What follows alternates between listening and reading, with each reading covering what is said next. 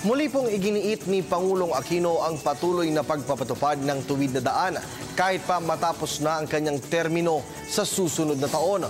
Ito po'y sa pamamagitan umano ni outgoing DILG Secretary Mar Rojas. Ayon po sa Pangulo, hindi niya hahayaang bumalik ang mga baluktot na pag-uugali ng ilang mga politiko.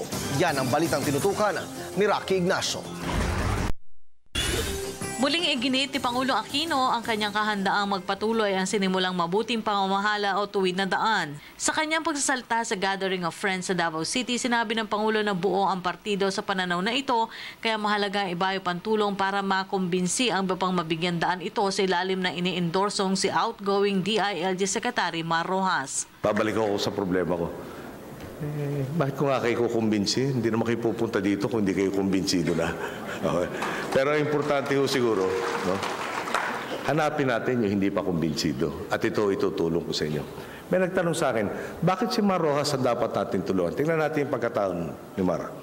2010, pagkatagal-tagal ng Partido Liberal, di ba? Siya tinutulak namin kandidato. Pero dumating, nagsalita ang taong bayan, hindi lang tayo.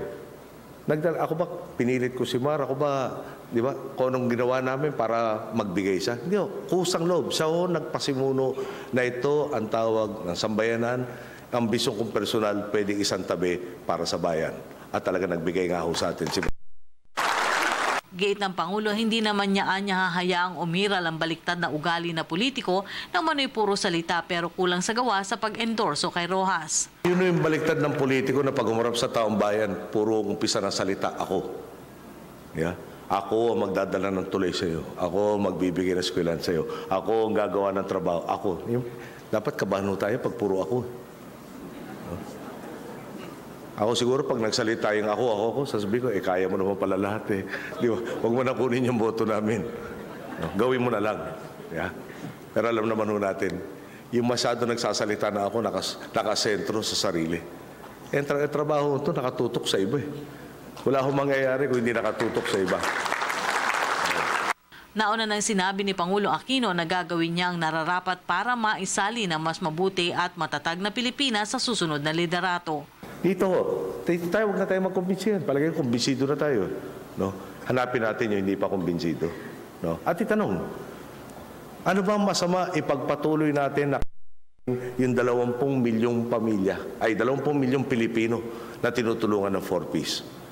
Ano bang masama na yung 84 to 89% na nasa PhilHealth na pinalawak na nga yung membership, pinalawak pa yung coverage? Ano bang masama ituloy natin yan?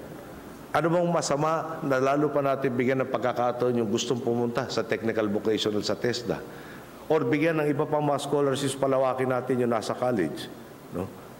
Bakit masama na ituloy lahat na nangyayari ngayon? Bakit masama na yung pinangako sa inyong pagkatagal-tagal na infrastrukturang kakailanganin nyo ngayon?